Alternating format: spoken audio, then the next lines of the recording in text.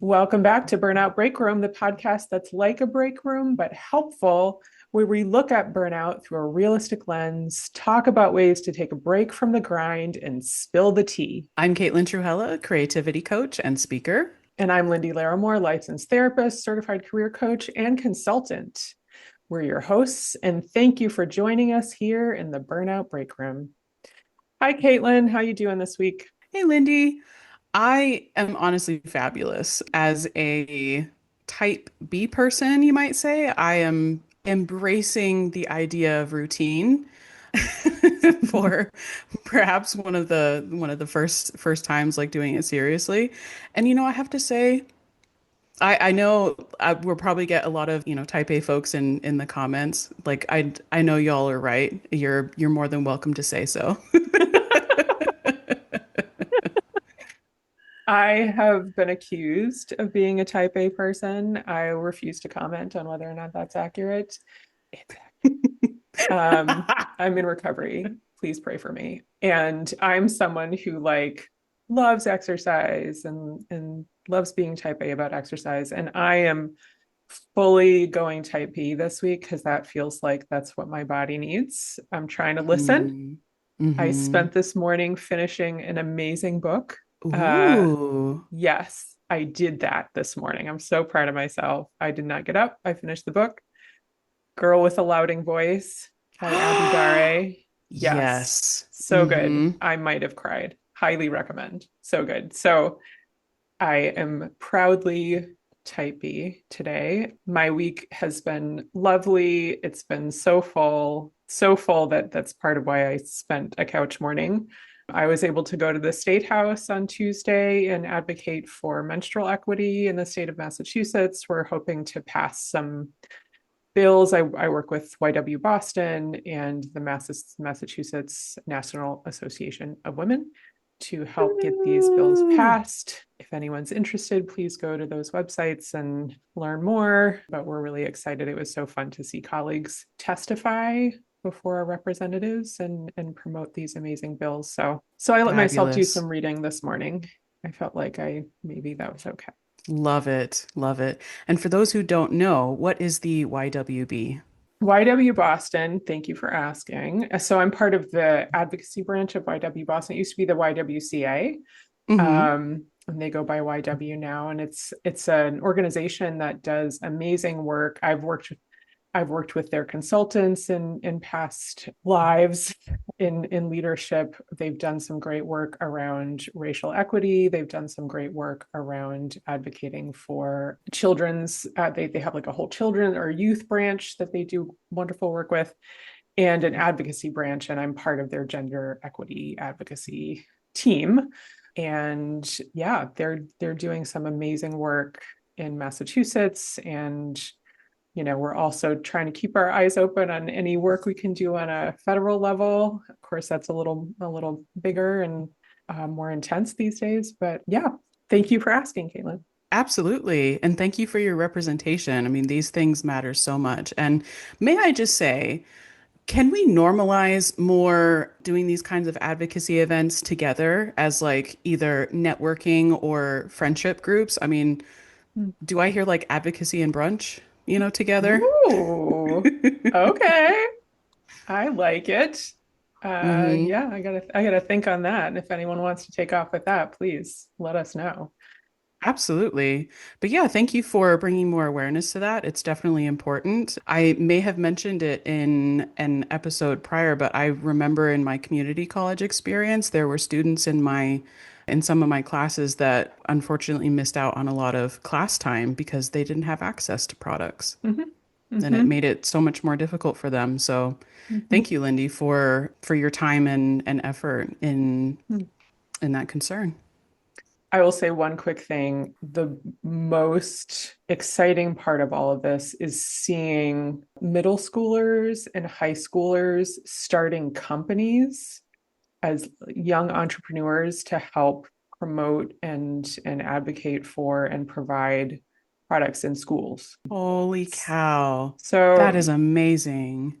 it gives hope when I Mhm. see folks their age just taking the world by the horns and making change on a very real level. And they were part of who testified to the representatives. So that was very inspiring and absolutely provides hope on the days when you're like, oh, I don't know what's going on in the world. It's lovely to see young folks standing up for what they believe.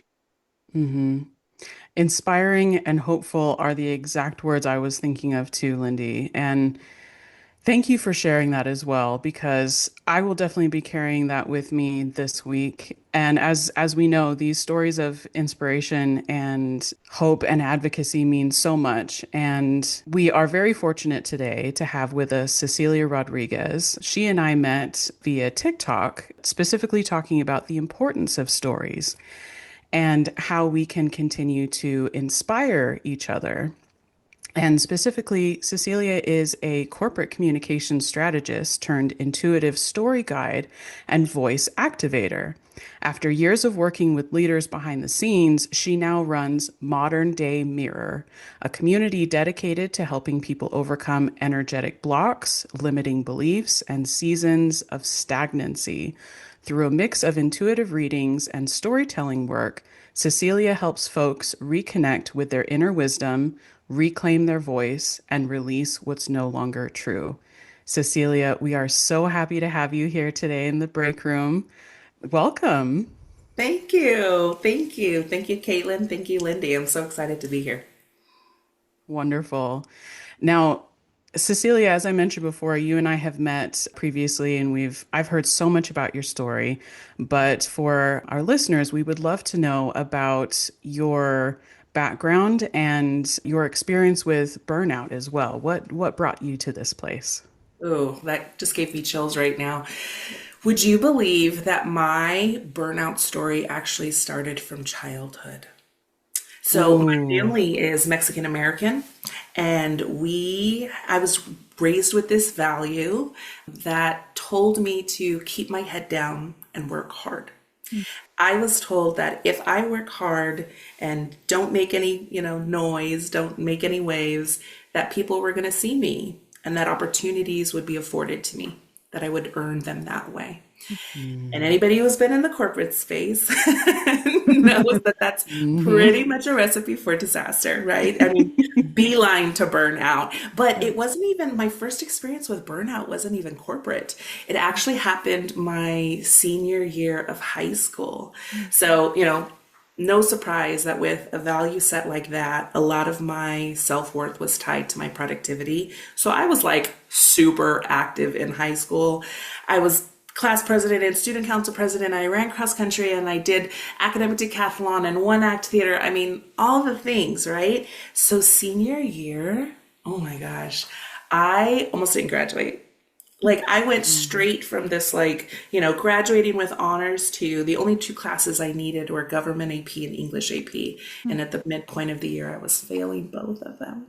So thankfully I was able to get my act together. But oh my gosh, that was absolutely my first experience with burnout.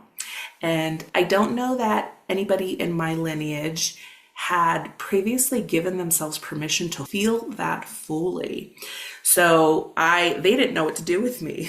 They're like, what are you doing? What's wrong? Why aren't you doing your schoolwork? Why aren't you? And I didn't have language for it at the time. So I ended up, it all worked out. This is actually would be a really interesting topic for a future podcast, but the way that burnout can help to align us Mm. because as a result of experiencing that burnout, I did not go to college. I was like, I'm going to waste my parents' money if I go straight to college. So I decided to enlist in the Air Force instead.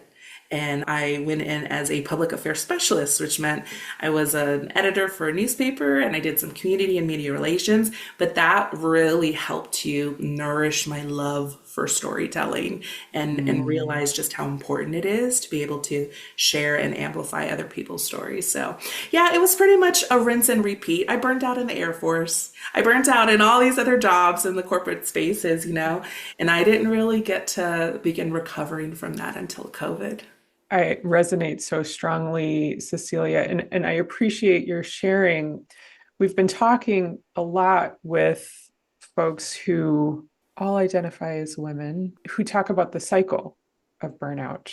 right? And that it's almost never just the one time, right? It's almost never a one-time thing. And I really appreciate how you highlighted the stories we hear in our youth, the stories we hear in our lineage and in our families and in our cultures often are the launching pad for the burnout that we experience early on. And I'm curious to know how your experience of burnout brought you to the place that you are now and what you learned from your burnout cycle. Yeah, definitely boundaries. Mm-hmm. Definitely boundaries.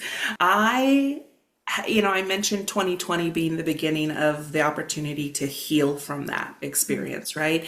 And that came as a result of isolating myself from the constant inquiries, right? I was previously in positions where I needed to be available at every hour that I was on the clock, right? Every minute that I was on the clock.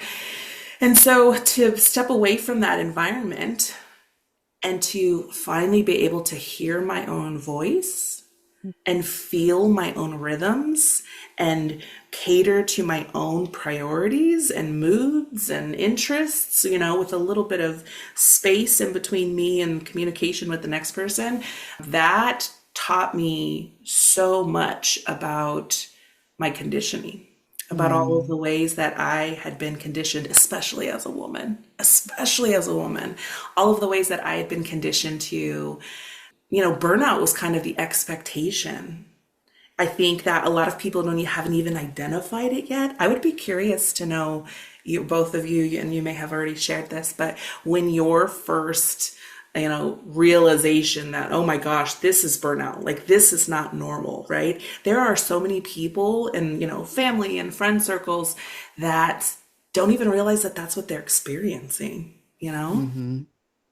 Absolutely. And you opened something up in my memory in your previous story about talking about experiencing burnout as a child. And even when you face that turning point of realizing like this was too much, I can't, I'm overwhelmed to the point where it's being reflected the time in your academic experience. And regardless of how supportive, your circle or your parents or your coworkers are, if you don't have the language to explain what's going on, either for yourself or like to communicate that, then they don't know how to help. And you reminded me so much of that experience. Like if we're not aware of the fact that this is going on, then we can't address it. And even now, as you're talking about, like one of the first times I identified this as happening is in my corporate experience becoming overwhelmed at work with the sheer level of workload. And then on top of it, all of the little things that are expected. So, for example, I worked in an office that did have primarily a lot of women, and we had one gentleman in the office with us. And I started asking, why is it that myself and my female colleagues are always asked to put on the birthday celebrations, Oh, to I hate organize? that. I hate that. Can I tell you how many fun activities, right? Like the things that people see as nice to haves and don't really Hmm. appreciate for all of the value they create in the workplace. Oh, okay. Go on. Go on. Hmm. And the work that goes into them. Oh my gosh. Yes. Yeah. And I'm sitting back and thinking in childhood, I can't remember a time when I wasn't burned out. So I think that for me, not being burned out was actually pretty confronting at first. The idea of like it's okay to rest and relax was felt very uncomfortable. And so I think the thing that for me was pretty confronting was like, oh, I'm allowed to say no. I'm allowed to rest. I'm allowed to read a book on a Thursday morning, right? Like those are still Mm. things that I'm learning are okay. I'm allowed to not be working five jobs at one time, right? Like these are all the messaging that I think is received around being caregivers or being women or people who do, so I'm in a human services profession, I'm a therapist. So in that profession we've talked about before, burnout is considered not only just a thing that happens, but a badge of honor. Hmm. And if one isn't burnt out, one's probably not working hard enough. And so I think it's actually been confronting for me to say, oh, this doesn't have to be my life and my norm, and learning to recognize when the nervous system is really activated, that that doesn't have to be my everyday experience. And Caitlan, to your point, I wonder in workspaces when people come to the workspaces already burnt out because Cecilia, like you said, like maybe in life they come to the workspace burned out because of what they've been told they have to be. Yeah. Um, is there anything that we in leadership can be doing to like say, oh no, like I don't need you to do 55 other things for free. Yeah. Absolutely. I mentioned I work pretty closely with leaders and I jump at the opportunity to create space for them to consider that not everybody is coming with a fully charged battery. Mhm. Mm. Right. And so we can talk about, conversations about capacity in the workplace are always so interesting and so nuanced and so charged, speaking of battery. And so, there will be comments made like, oh, well, I don't know that this person is, what are they doing with their time? Remote workers, right? Well, so and so produced this, and I don't know what that person is working on. And all it takes is a little bit of curiosity. And Mhm. you have to have structure to support that curiosity, right? That go beyond formal one-on-ones where I tell you what to do and what my progress is and what my priorities are next week. But, similar to this podcast, conversations around the cooler, right? Let's go to lunch. Let's take a 15-minute break and walk around the building for a second. How are your kids doing, right? I remember I was facilitating a leadership workshop off site. And as our icebreaker, we did roses and thorns. Have either of you have heard this? Oh, I love this, Lindy's. Yes, okay, you both know. Can I tell you that 15 minutes that it took to go around the table, we learned that a colleague's, oh, I'm getting chills remembering this. We learned that a colleague's wife had just suffered from a dog bite, a very serious dog bite. And in between, and this is a very high achieving employee, was in between everything that he was doing in the workplace. He was shuffling his wife back and forth to doctor's appointments. They were concerned about, they had concerns about surgery. We learned that another colleague, they were helping their child. They had just received a diagnosis that they had no previous knowledge of, and so they were exploring that. And I mean, just all the things that people bring to work with them, And Mm. I think this is kind of going off on a tangent a little bit, but this is kind of my gripe with DEIB efforts in the workplace and why they can be like one way they can be performative is Mhm. we can shout from the rooftops intersectionality, let's be Mhm. inclusive, let's be diverse, but unless you create those spaces for people to share those lived experiences, then it's, how impactful is that really? So, yeah, to answer your question, Lindy, I think it's just creating space for curiosity. And as Mhm. leaders, you get to be artists in the workplace. You get to decide what that looks like and design those spaces. Mhm. Mm. You're reminding me of a conversation I just had with someone who was talking about, we were talking about their culture and growing up in a home where the most important thing was work. The most important thing, more than relationships, more than, achieving and bringing something better to the family than what they'd had in past generations. He's the child of immigrants and was talking about how working in a space where he often sees colleagues just, around the water cooler and just shooting the breeze, he doesn't feel it's okay to get up and talk to them because that disrupts work. And work is the Mm-hmm. number one thing. And to your point, Cecilia, if the folks who are doing the performative DEI and B work are just assuming that everyone like, oh yeah, everyone wants to take a break and like everyone want, yeah, like everyone must love like sharing deep stories about themselves, right? Like Yeah. they must feel safe to do this, right? It was such an important reminder for me that the things that I assume everyone's experiencing are often not the things that they are experiencing, can be leading to burnout, but also can be leading to isolation. And if this person were invited into that conversation, would they feel a little bit more okay to like get up and leave their workstation? Oh, yeah. Yeah. You're making me think about the pick your own level of vulnerability approach to these conversations, right? It's not about, oh, let's take a walk so you can tell me about your marriage problems. Right? Yes. It's what do your life rhythms look like? What are you excited about right now? Yeah. What keeps you up at night? Maybe Yeah. it's your dog, maybe it's buying or selling a new house, so yeah, just that scaffolding, that building in that trust and how impactful that can be. Mm. And the power of story when a person feels safe to share, because you're absolutely right. We've talked about this on the podcast before. Vulnerability is earned. It should never be assumed.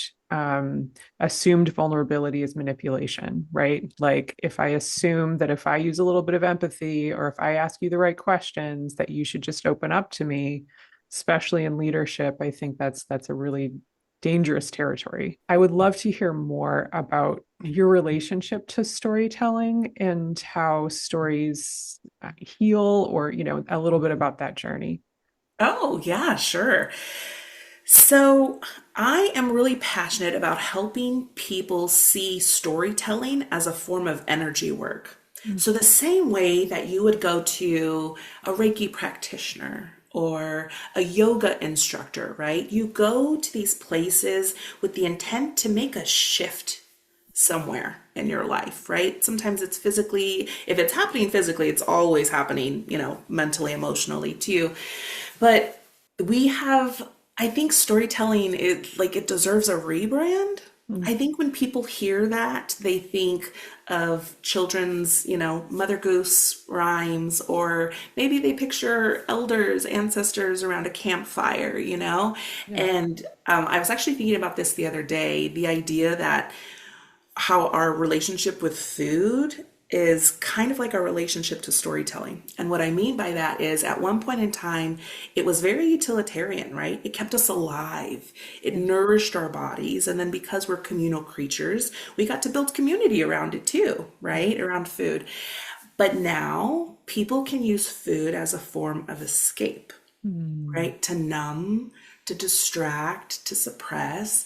And similarly, storytelling was once how we learned about ourselves and the world. And now we will lose ourselves in the movie world, right? And we will scroll endlessly on social media and we're just consuming, consuming, consuming. We will disassociate from our world and get lost into a fantasy one, right? And the opportunity there is to create a life that we enjoy living in so that we can really embrace storytelling as it's meant to serve us, right? Which is just to learn more and grow. And so we were talking about scaffolding and building trust. Our stories don't have to be like these big, crazy things in order to help us move forward or to provide insight about our lives. Lyndie, you may have, I think you mentioned listening to this episode on the podcast. I shared a story about how my experience as a complete fail ziplining, I shouldn't call it that. I ended up, making my way across the line eventually, but, a ziplining experience that did not go well. And because I took the time to reflect on that experience, I was able to identify a pattern. What came up for me was the realization that because, this ziplining thing was new, it was scary. I have a very complicated relationship with my body and athleticism. And so I didn't know that I was going to be able to do this. And then I ended up doing it, and it was amazing. And I thought, oh my gosh, how many times has like this experience been available to me in all of my years? And I was just too scared. I was just too scared. And that powerful realization helped me shift the way I feel about showing up uncomfortably, right? It's like a kid's worst nightmare. You don't want to be seen trying. You only want to be seen when you're doing something amazing, right? When you're excelling at something. Yes. And so I use that as an example because on the flip side, I could have let that memory keep me up at night, Mm. right? I could have used that cringe moment to justify why I was never going to take another chance like that. I should have known better. I should, all the things, right? But because I extracted that story from my psyche. I'm like, okay, let's look at this. Also, I've been honing my intuition over the last several years. And so my spiritual journey has definitely coincided with the storytelling to be able to open myself up to insight beyond just what I've learned in my cute little human brain, So yeah, that's just one way that people can do this. But, we are just talking about how important are these intentional containers, right? These intentional containers to share. And so I've been really fortunate to have the space, the time, the privilege to be able to do my own work so that I can hold these containers, these safe spaces for other people, without projecting my own stuff on them. Lyndie, I know you're very familiar with that as a therapist, right? It's an ongoing process, but you get better and better the more you do it. And what I've realized is that this has been like a common thread throughout my whole life. I mean, it goes beyond just the corporate space, So yeah, that's what I do. I design containers where people can do this work, and there are different prompts you can design to extract different types of stories, but usually it's the ones that don't feel safe or comfortable to explore, to retell, right? The ones that have some kind of cringe element, the ones that keep us up at night, or, the ones that maybe we just haven't been able to make sense of. Mm.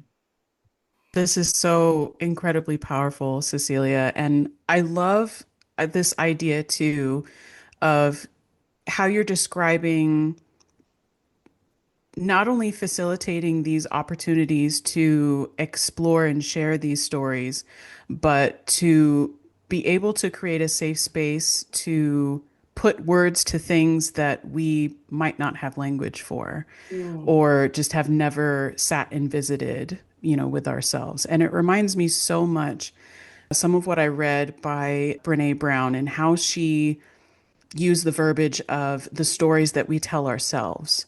Because of course we have our public personas and the stories that we're willing to tell other people, but then also the stories that we're telling ourselves and the reality that we're creating for ourselves.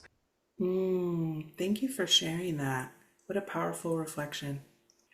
I've thought a lot about my burnout story, right? And I think an older version of me was pretty upset about the cards that I had been dealt, right? I kind of resented the fact that I was the first person in my family to step outside of a system for my livelihood. I say that because a lot of my family members are in the medical field or in the military or in education, where there are these existing structures that tell you, when you're going to promote and how much money you're going to make. And I was the first person to figure out the corporate space on my own. And so, we talked earlier about the values that I brought with me into these spaces. And it was such a huge aha for me to realize that those once served a purpose. That it is by design that my lineage embraced those values because that's how they created safety for themselves. And so Mm. that's just another example, you know, kind of like you shared, Caitlin, right? With some time and some space, you're able to reflect, and you just get these insights that shift the way you experience the world. And so I just have so much more compassion for that value set, for my ancestors, for my journey, for myself, you know, with that perspective. Absolutely. Yeah. And even looking from somewhat the medical side too, even the more we learn about like epigenetics, how we physically carry some of the effects of our ancestors in our DNA. And for those not aware of epigenetics, it's the idea that because your grandmother is holding the same genes when your mother is in her womb that hold the eggs that eventually make you and your family, the the external stimuli that they are experiencing, whether it be general stresses, economic stresses, famine, things of that nature, that impact their DNA and therefore yours, even if you didn't experience it directly. And so we are carrying those essentially fingerprints in our DNA as well, even though we might not be directly aware of it. Yeah. And so then we get to heal, right, from experiences like burnout, from misaligned relationships. And we're not just healing our experience, we're doing it for our lineage too, right? That's so cool. Exactly. Yeah. I'm so excited about this conversation, and it's so timely just in my life right now. And when I think about my lineage and my family story, it is one of the threads is shame. Mm, There's a lot of shame about womanhood. There's a lot of shame about, there's a lot of, abuse in the history. And it's not my stories to share, but there's a lot of shame.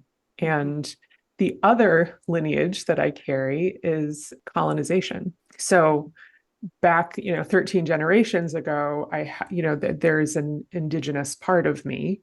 I have very much benefited from the colonization of, the folks who actually completely obliterated the tribe that I descend from, right? So I think very carefully about what am I now putting into the world that my ancestors stole, mm, or that, whose voices am I lifting who have been silent? So when I think about my lineage, I think about generations of women, especially, and actually, men who didn't conform to traditional forms of masculinity, who have been silenced and shamed for years. And how can I put something back into the world that is about not feeling shame because of an identity, or because of a gender expression, or benefiting from silencing others and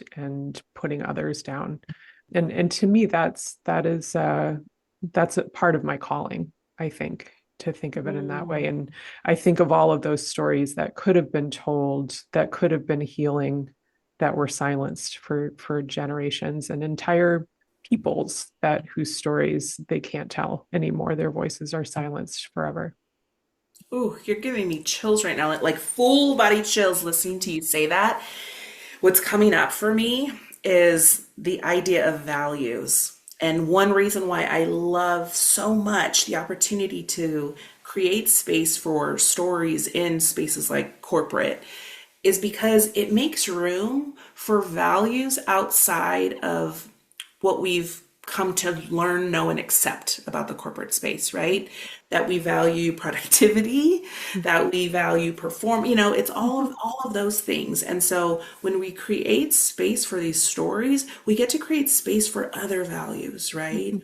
Other values of care and slowness, and all and that those are all of the values that were coming to mind, Lindy, as you were describing your journey and your calling. And I'm like, oh, how beautiful that she's getting to inject that into her own work. Mhm. Yeah. And I had to leave the corporate space in order to do it. I know. I know. Not Mhm. always, right? There have been some corporate spaces who very much are open to, I often reference something that came out in the early 2000s by Tema Oken. And it was a study published on white supremacy culture Hmm. in the workplace. And exactly what you're talking about, Cecilia, that white supremacy at its core, right, which is simply when white culture is supreme in a workplace, is number one. What is valued most is productivity, quantity over quality, Hmm. the written word, as in not stories, but emails, is if it's not written down, if it's not documented, it never happened. Hmm. It's often around, can we be sued? Like Oh, fear, yeah. protecting the powerful, silencing those who with less power. Yeah. And the list goes on. And so I think part of what I like to think about in corporate spaces is like trying to describe water to a fish when we're describing a culture that's just accepted because it's what's been glorified and part of even these industries from the ground up were built around this culture. What would it look like to take space and time to hear stories? Yeah. What would it look like to take space and time to think about quality work instead of just increasing numbers or the bottom line? Mm-hmm. Yeah. I'm wondering, Cecilia, because one thing we've talked about on the podcast before is one of the types of burnout that we can experience is that disconnection from our values, either as a result from the work that we're doing or the workplace directly, or just feeling lost as a person. Do you have any advice for anyone listening if they do not feel aligned with their values and the work that they are doing, whether it be corporate or not? Yeah. How can they reconnect with those personal values? Mm. Yeah. So the first thing that's coming up for me is an encouragement to celebrate yourself. Especially in the corporate setting, we wait for the applause, we wait for awards, we wait for recognition points. And why it's so important that you be able to celebrate your own approach to life and your unique lens.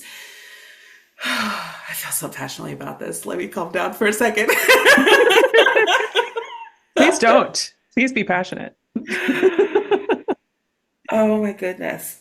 Why that is so important is because you need to be able to connect with that resonance and then amplify it.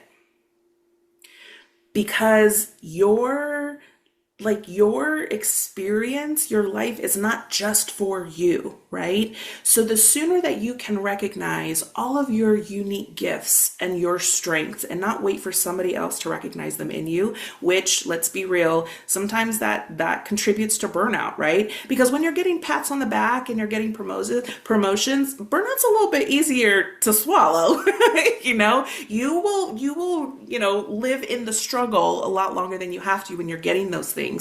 So when you can separate yourself from that, connect to the resonance of your accomplishments, what you're proud of, right? Not what you do, but how you show up, then you can share that with others.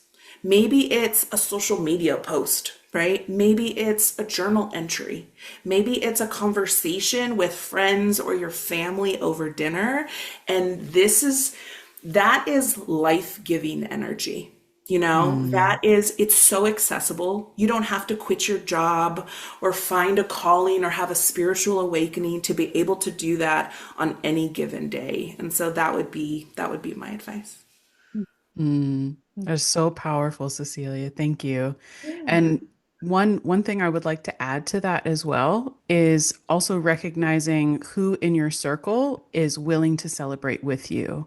Mm, So, community. Yes. yes, Yeah. absolutely. And especially for those who recognize that, the things that are worthy of celebration is not relegated to a list. is Yeah. not relegated to something that you can put on LinkedIn as an example. Mhm. Mic drop. Mhm. Well, I feel so energized and resonating with just a lot of, I don't know, there's something here. There's some synergy here. And I'm just so thrilled, Cecilia, that you've taken the time to share with us and to share your story and to give us a space, like, to share our stories and to create that safety. And yeah, it really does feel timely for me just on a personal level. And hopefully I know anyone hearing this will also feel energized to explore how their story shows up and where it's being valued and where it's not being valued. And Yeah. I think that can inform a lot of things. So I want to make sure that folks can be in touch with you, Cecilia. Like, how can people find you? How can people gain from your work or work with you? Yeah, thanks so much for saying so, Lindy. I really appreciate you sharing that. The best way to find me is on moderndaymirror.com. There you can find links to TikTok, Instagram, social media pages, LinkedIn. You can send me an email. There's a podcast where you can connect with like-minded folks who are also interested in exploring their stories. So all of that is available on moderndaymirror.com. So that's definitely where I would send folks. And even if you just want to talk about what is possible with storytelling, I would love to hear from you. Hmm.